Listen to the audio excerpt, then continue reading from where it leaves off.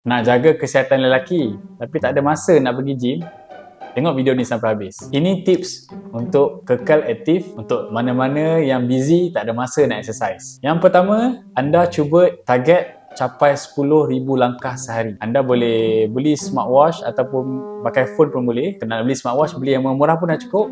Just nak keep track step seharian. Dan jika anda boleh capai dan konsisten 10,000 langkah sehari, itu sudah memadai anda exercise selama 30 minit. Jadi, anda just keep aktif untuk capaikan target 10,000 langkah. Tips yang kedua, bila nak parking kereta tu, parkinglah jauh sikit. Contoh bila anda pergi mall ke, pergi masjid ke, pergi mana-mana lah. Tak payah sibuk nak cari yang dekat-dekat yang pintu je.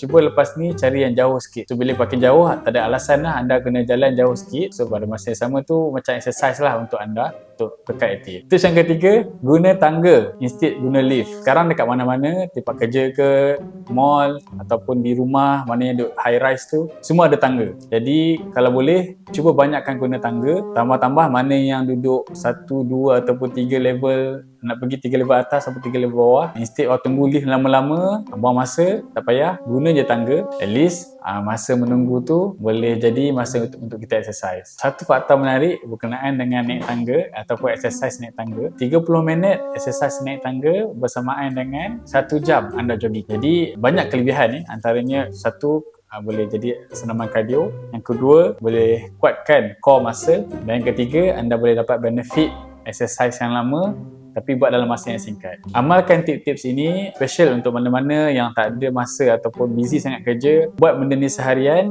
insyaAllah boleh bantu untuk kekal kesihatan kelakan anda.